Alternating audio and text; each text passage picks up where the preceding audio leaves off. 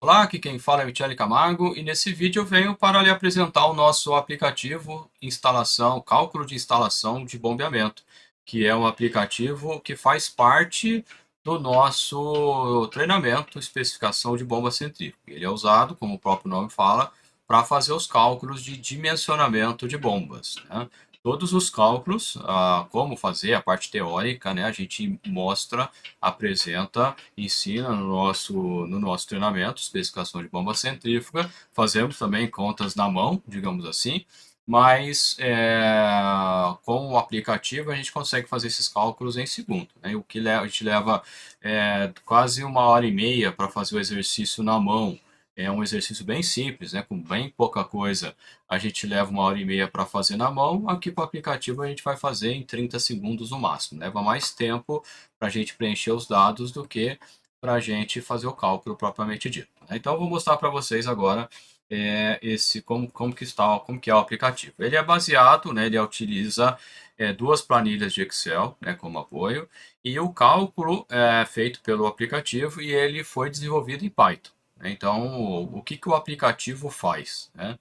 Ele puxa os dados da planilha dados de entrada, faz todos os cálculos e depois ele joga, né, os dados, seus resultados, nos dados de saída, né, nos resultados. Então a gente vai rodar ele aqui para você ver e como que é rápido, né? Vou mostrar primeiro aqui os dados de saída para você visualizar, inclusive aqui os valores aqui estão zero, né? Veja que valor, né? Então eu tenho aqui as informações relativas à sucção, as informações relativas ao recalque.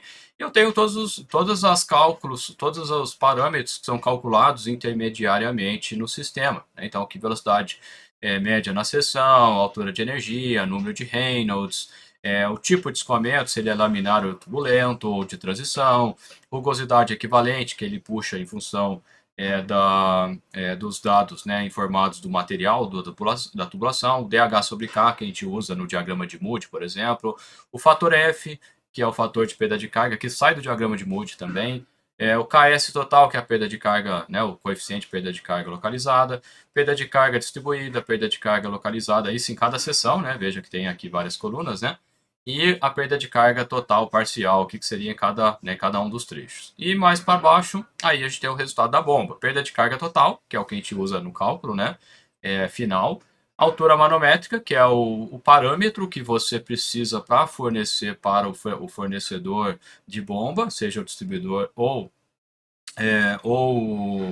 o fabricante. Pressão diferencial, que está ligada diretamente aqui, né? Se você precisar saber o valor em bar, também está calculado aqui. A potência hidráulica em watts. E por fim, o NPSH disponível. Aí tem a potência hidráulica em kW também. Aí eu vou até abrir e fazer abrir um parênteses aqui. Essa potência hidráulica que eu falei aqui, ela não é a potência do motor elétrico. Por quê? É a potência que a gente entrega de fato para o líquido, né? E para saber qual é a potência de eixo do motor, a gente precisa saber qual que é a bomba. E isso depende de bomba para bomba, né? Depende do rendimento da bomba. Só que normalmente esse parâmetro é muito simples de calcular, né? A gente explica também no nosso treinamento. Só não está na planilha porque isso não é automático. Eu preciso saber primeiro do fabricante qual é a bomba que ele está me indicando. No treinamento a gente faz essa discussão também para você saber de onde vem e até mesmo avaliar que tipo de bomba é mais adequada, né? De qual fornecedor é mais adequado para você. Mas quando você vai comprar uma bomba, o que, que o distribuidor ou o que, que o fabricante vai te pedir? Ele vai te pedir a vazão e a altura manométrica, né? Esses são os dois parâmetros para o dimensionamento da bomba, para você saber o tamanho da bomba. Aí você fala assim, e os outros parâmetros é importante? Claro que é, né? A vazão não, o fluido é importante, porque vai ver qual os materiais que são importantes. Altitude também, porque vai influenciar na pressão atmosférica e tem parâmetros que pode ou não ser importante. Temperatura de trabalho também, porque também depende dos materiais, e por aí vai, né? Então, o contexto geral você precisa fornecer os parâmetros da sua instalação, os parâmetros do fluido que você vai utilizar, e para dimensionamento, tamanho da bomba, sai da vazão e da altura manométrica, que esse é o objetivo desse software, que é o objetivo do nosso treinamento quando a gente está ensinando, né? Além disso, a gente precisa checar se vai cavitar ou não. É a partir disso que a gente faz através do NPSH disponível, né? Por isso que tem esse cálculo aqui. E o NPSH requerido vem do fabricante. Então, quando o fabricante te fala, ó, é essa bomba aqui, ele já te fala qual é o tamanho, qual é o modelo, tamanho e qual é a potência de eixo que essa bomba precisa, porque aí ele já tem né, o parâmetro de rendimento e você vai então ter a potência de eixo. Né? Então a gente calcula aqui, e essa é a base, né, a potência hidráulica é a base para calcular qual é, né, a potência de eixo do motor. Voltando aqui então para a apresentação, na planilha aqui, do lado, para você não ter que ficar comparando duas planilhas abertas, a gente repete todos os dados que foram utilizados nos cálculos. Então, isso aqui são os dados que estão na outra planilha de entrada que a gente vai mostrar daqui a pouquinho. Então, a pressão atmosférica é calculada, na verdade, pelo software, né, em função da altitude. Altura geométrica de elevação, massa específica, velocidade, pressão, rugosidade, os diâmetros, comprimentos, né, da tubulação, as cotas, né, da onde está o reservatório de sucção e recalque, a pressão do reservatório de sucção e recalque quando tem, e por aí vai. E logo aqui embaixo a gente tem os gráficos. Veja que está tudo zerado, né? O gráfico não tem gráfico nenhum. E por que eu tenho vários gráficos? Só está mudando a escala. Né? Então tem metros cúbicos por segundo, metro cúbico por minuto, eu tenho metro cúbico por hora, logo abaixo aqui, litros por segundo e litros por minuto. Né? Então, todos os gráficos são equivalentes, porém a escala, né, vai mudar e por conta da escala vai ter um gráfico que fica melhor de ver do que outro. Né? Então depende do sistema que você está analisando. Vou fechar a planilha aqui. Eu não mexi em nada, não preciso salvar nada. Né? Então agora eu vou abrir os dados de entrada. Aqui nos dados de entrada é onde a gente vai inserir os dados, os parâmetros, e vão ser utilizados no cálculo. Então, por exemplo, o fluido. Coloquei aqui água. Massa específica, 998. Veja que eu posso mudar aqui a unidade. Né? Então, viscosidade dinâmica, 1. Poderia mudar aqui para centipós ou Pascal vezes segundo, depende do dado que você tiver. Se for uma viscosidade diferente dessas, aí você tem que transformar. E aqui é viscosidade dinâmica, se você tiver viscosidade cinemática também, você vai precisar transformar. Pressão de vapor do líquido, você tem aqui temperatura, altitude, que aí ele vai calcular a pressão atmosférica, vazão. Veja que a vazão aqui também eu posso calcular, né, em metro cúbico por segundo, por minuto. Escolher aqui também é fundamental, porque se você escolher errado, vai calcular errado, né? Então você tem que colocar a unidade certa aqui.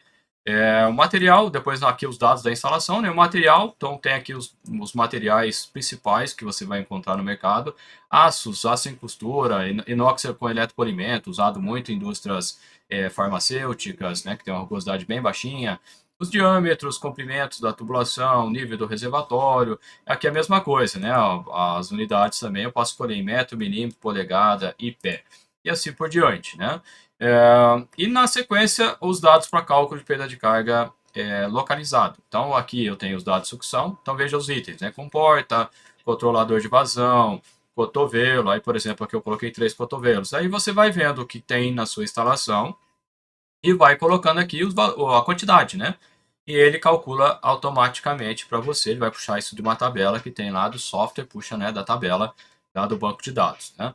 Digamos que exista um dado que não tem aqui na lista. Aí você tem a condição de colocar aqui, ó, itens não listados. Você cita aqui o item, coloca aqui a quantidade, né? E coloca aqui o KS que você tem, né? O KS é 4 para esse caso, né? E aí você utiliza também, consegue, né, adicionar. Aí você fala assim, e no caso do comprimento equivalente, o que eu faço? Bom, aí vai ser a versão 2 desse software que a gente está trabalhando ainda. Por enquanto ele roda só com KS, mas logo ele vai rodar também com o comprimento equivalente. Bom, e aqui eu vou ter os dados do recalque, a mesma coisa, né?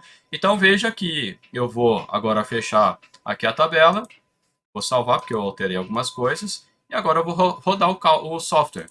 Quando eu rodo o software, vou puxar a tabela aqui que ele abriu um lugar diferente. Ele abre essa panelinha aqui, esse prompt, né? E aí ele pergunta: o arquivo dados de entrada mudou, foi renomeado? Caso você tenha mudado de nome, né? Digamos que nesse caso aqui não. Ele vai, né? Aqui veja que ele já fez uma par de coisa aqui, né? Então aqui ele vai falando o que ele está fazendo. Depois ele pergunta: os dados, né? O arquivo dos dados de saída mudou? Também não. E agora o que ele fala? Né? As alterações foram realizadas, verificar se a planilha dados de saída do Excel está fechada. Né? Então, que seria aquela planilha primeira que eu abri. Nesse caso aqui, ele está perguntando se eu quero salvar. Sim, eu quero salvar.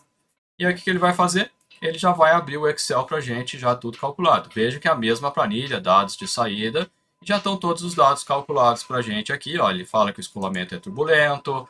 Ele veja aqui, ó, aqui os pressão atmosférica que foi utilizada, altura geométrica de elevação e por aí vai, né? E aqui embaixo, como eu estava falando, né, aqui no caso que é o que mais interessa para a gente, a potência hidráulica 8,8 kW e aqui, né, no caso, a altura manométrica 16,31 metro, né? E isso aqui seria o equivalente a aproximadamente 1,6 bar de diferencial de pressão, né? Não é uma bomba muito grande em termos de pressão aqui, né? O diferencial de pressão é relativamente baixo. Isso porque a gente está falando de água, né? E a água é quase que dividido por 10 aqui. Bom, veja aqui os gráficos que eu falei para vocês, né? Aqui, ó, veja que o número aqui está um número bem esquisitinho, né? Por quê? Porque eu estou em metro cúbico por segundo e a vazão está baixa. À medida que eu vou avançando aqui, ó, aqui já está um gráfico melhor para ver, ó, que eu tenho aqui as vazões em metro cúbico por hora, então eu tenho até 5 metros cúbicos por hora e eu consigo fazer a visualização da curva do sistema. Ou, né, se eu quiser olhar uns números maiores, esse aqui, litros por segundo, também está legal de ver. E até o litros por minuto também estaria legal de visualizar. Então você vai usar o gráfico que você quiser, né? Bom, vou fechar aqui, vou fazer o seguinte, eu vou mudar aqui, só para você ver que eu estou fazendo agora mesmo. Vou mudar aqui, ó, de água, vou só mudar o parâmetro água, só para você ver que muda realmente. Vou colocar aqui óleo, e vou colocar a massa específica do óleo aqui em 800, por exemplo, e a viscosidade muda um pouquinho, vamos dizer que é 5, que nesse caso aqui seria 5 centipós. Pode ser mais, mas só para a gente ver. Vou salvar, vou fechar, senão dá erro, né? E se você der erro, ele vai fazer uma mensagem de erro, né? Não vou mostrar isso agora, mas vai aparecer. Eu vou rodar de novo aqui o software, ele abriu na outra tela ali.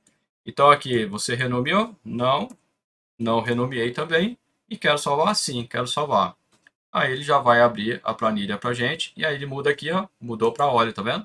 Aqui o óleo mudou e aqui a viscosidade do óleo 0,05.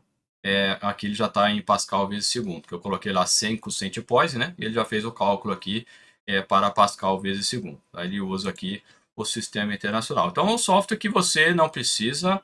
Eu até mostrei isso aqui pelo seguinte, né? Como a gente acabou de mostrar aqui, se você não renomear o software, digamos que você faça um cálculo, você tem que renomear ele para um outro nome, porque se você utilizar de novo, ele vai salvar por cima. É por isso que eu quis fazer de novo aqui, mostrei rapidamente. E é rápido assim mesmo, né? Ele demora. O que vai demorar é para você extrair as informações do seu sistema e colocar na planilha de dados de entrada. Né? Aí isso vai demorar um pouquinho, que você precisa extrair esses dados. Mas uma vez que você extrair os dados, o resto fica, como você pode ver aí, muito rápido de se fazer. E se você tem interesse nesse software, a única maneira de você ter acesso a ele é se tornando nosso aluno do nosso treinamento especificação de bombas centrífugas, né? Inclusive a gente vai ter uma turma em breve desse treinamento, né? Você pode se inscrever e aprender a usar, né? Tanto a parte teórica como usar essa planilha aqui. Beleza, pessoal? Um abraço e a gente se vê numa próxima oportunidade.